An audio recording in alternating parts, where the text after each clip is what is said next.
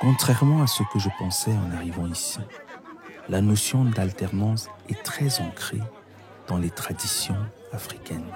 Je suis surpris d'apprendre que les Mboum, ancêtres des Tikars, ont vécu pendant 1800 ans en pratiquant le septennat rituel.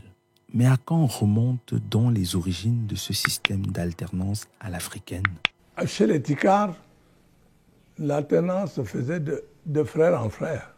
Mais quand est-ce qu'ils ont commencé à exécuter, à faire disparaître leur roi tous les 7 ans? Au moment où nous parlons maintenant de ce que j'appelle la démocratie rituelle. Je ne détiens pas encore, je cherche. Chez les Peuls, c'est pareil. C'est un frère qui hérite de l'autre. Et les Bamoum avaient une formule qui disait que je sois Lamido et que je meure. Et on décrit l'histoire d'un prince Peul. Un Yérima Peul ne rêve que d'être Lamido avant de mourir. On dit des cas de ceux qui étaient des Modibo, qui ont fait une prière, Dieu a accepté leur prière.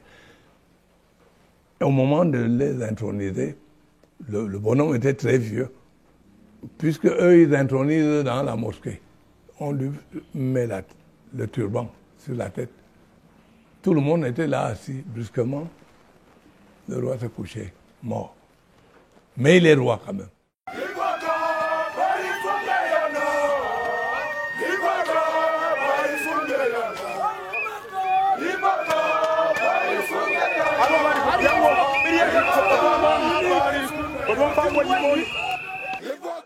L'Ongwan arrive avec le premier souverain, Charayen, qui est parti de Rifum, à travers ses conquêtes, et s'est installé ici, dans le Fumban. Et lorsqu'il est venu s'installer, il a pensé qu'il était bon qu'il prenne certaines des choses qui étaient déjà chez ses ancêtres à lui, qui servaient déjà de faire avancer la politique des lieux pour amener. Parmi ces choses était donc l'Ongwan. Les Bamoum disent, oh, le Rifum. Les historiens ne mentent pas. Oh, la chose venue de Rifum. C'est le surnom du Ngwan quand on chante. Ce sont les immigrés Tikars qui ont apporté le Ngwan. Les Tikars viennent de Mboum. Et eux, ils avaient institué le fait que un roi qui est intronisé doit faire 7 ans et mourir. Et c'est le Ngwan qui comptabilisait les règnes. Est-ce qu'ils se sont entendus pour modifier les règles successorales? Le Ngwan est venu de loin, mais le peuple Bamoum, avec la personne qui l'a amené, en a fait un instrument politique, politico-socio-économique.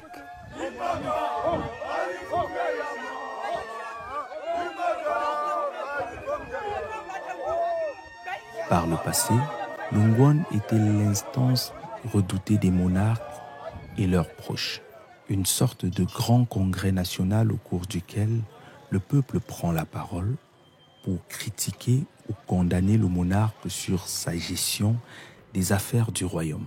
Pour mieux m'expliquer, Omar Unchari, le directeur de la culture du palais, m'amène au Ndankou, la case du pays où sont gardés les emblèmes du pouvoir royal. Nous sommes là en face de ce que j'ai appelé Koumengo, 2 lanceurs de justice. Dans le cadre du Ngwandong, quand le roi s'installe, c'est ces 2 objets qu'on vient déjà planter devant lui pour lever son immunité royale, pour le mettre debout et le juger. Il s'agit de 2 lances de justice. Et pour dire aussi que c'est vraiment la justice, il faut déjà dire que Joya avait déjà prévu un système avec des menottes. Ça veut dire que lorsqu'on vous jugeait, si vous étiez coupable, oui, on pouvait déjà immédiatement décrocher des menottes pour vous mettre les menottes. C'était donc vraiment la justice, quelque chose de ce genre. Aussi, le Koumoungo ne se limite pas seulement au roi. Le Koumoungo est là pour tout le peuple, que vous soyez homme ou femme. Vous pouvez même voir, quand on voit le Koumoungo, on a ici le léopard, une bête, le léopard. On a ici une bête, le caméléon. Faut-il dire que dans la culture bamou, l'humanité est représentée par deux bêtes, le sexe masculin toujours par un léopard et le sexe féminin par un caméléon. Ça veut dire que et la femme et l'homme peut être jugés en pays bamou.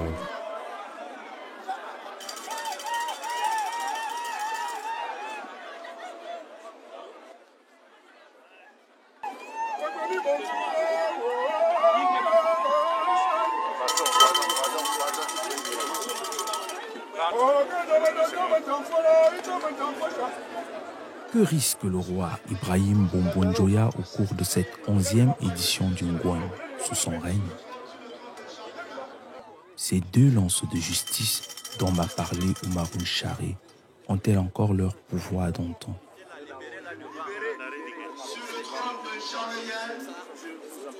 C'est une image inédite, un moment fort, une image phare de la vie d'un royaume.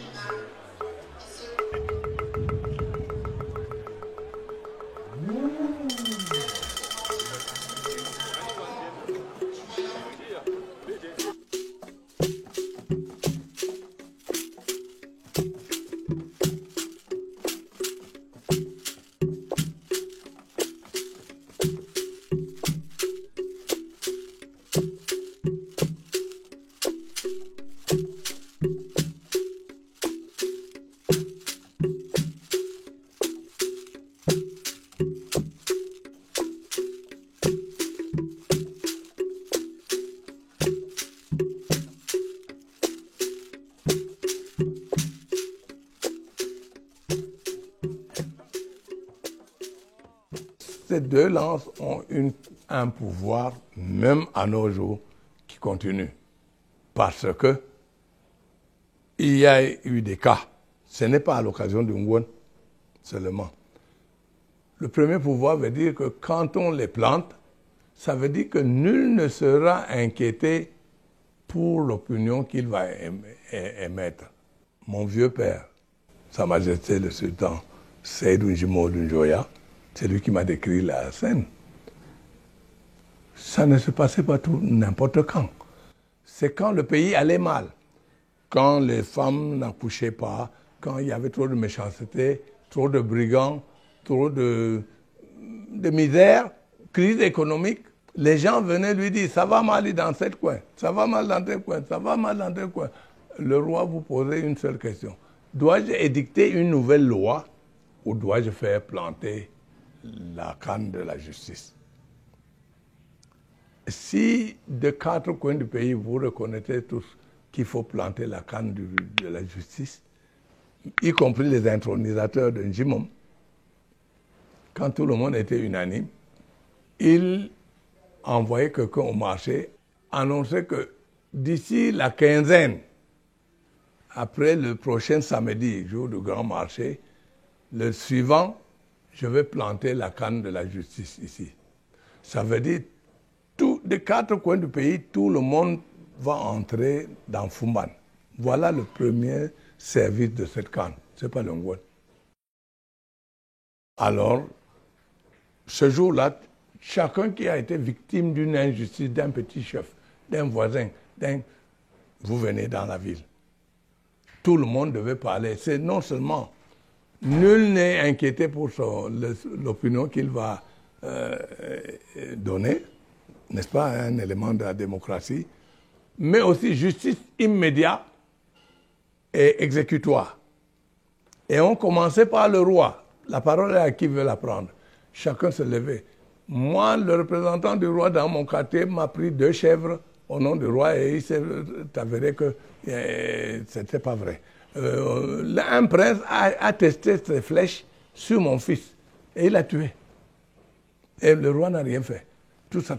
Et voilà pourquoi le pays va mal. Enfin, chacun accusait, on ne demandait pas de juger tout. C'est le juge qui disait, bon, le roi, vous allez donner 10 bœufs à telle famille. 3 personnes pour remplacer le fils que ton fils mineur a tué par mégarde en testant sa flèche sur lui, etc., etc. Plusieurs chefs d'accusation, le roi payait tout, séance tenante. Et mon père de conclure, dans les cas pendables, on pendait tout de suite. Dans le cas où il fallait payer une amende, on payait tout de suite. Dans la soirée, il y avait eu marre de sang. Quand on pend, il y a eu marre de sang. Mais il voulait dire, il y avait, à la fin de la soirée, il y avait des morts. Je lui ai demandé à peu près combien. Il m'a dit, est-ce que 70, 80? Il m'a dit à peu près dans ces chiffres. Hein. Parfois, c'était que 15 morts. Mais parfois une vingtaine, une trentaine. Et on se faisait des sacrifices. Après tout ça, tout le monde rentrait dans les villages, on calmait tout le monde et on calmait les esprits.